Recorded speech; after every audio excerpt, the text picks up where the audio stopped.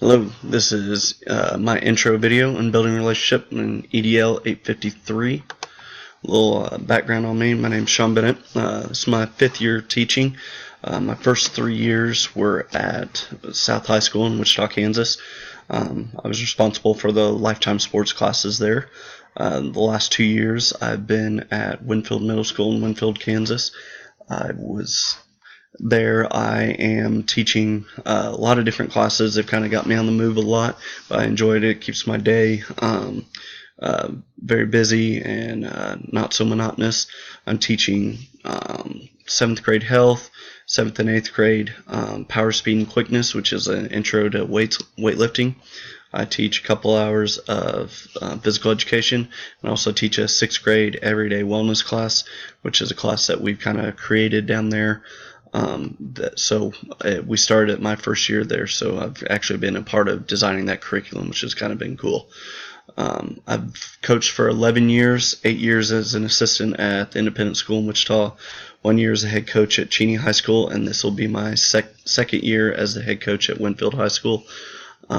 I have 2 daughters, and that's kind of all you need to know about my personal life because they run my life. I'm constantly chasing after them. They keep me very busy. It's kind of why this video is a little bit late. I've been hectic spending time with them and been on the go with them this last week. Critical reflection of our building. Our SPED teachers and paras are very passionate for their students. It's obvious. I think they do a great job working with them. The one thing that I would say is they lack a little communication with the rest of the staff. I feel like we don't get told a lot about all the students that we obviously have IEPs and 504s. I actually don't get IEPs on them at the very beginning of the year like I should almost sometimes. They seem a little slack with that. I think our administration just needs to check in on that a little more. We're a small school, but we're not that small. So I think that it just needs to be a little bit more communication overall. Personal reflection. I really do not have a big background with special education, so I'm really looking forward to learning in this class, and I think to help me get to where I need to be for my administration degree and future in administration. I think this class will be good for that. Personally, in class, I differentiate instruction as much as possible, and especially with what information I have. If I'm lacking information on a certain student, it's really tough. Obviously, I'll do what they need as a student. I'll try and find what works best for each student, obviously, anyways. We're not carbon copy and putting everybody in a box.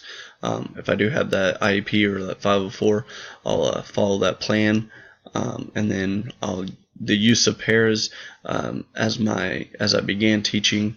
I didn't have a whole lot of pairs, especially in the gym. Now in Winfield, I'm teaching a few more classes in the classroom, so I see them more frequently. I feel like I use them better now than I did last year. Last year, I kind of took everything on myself. This year, I use their help.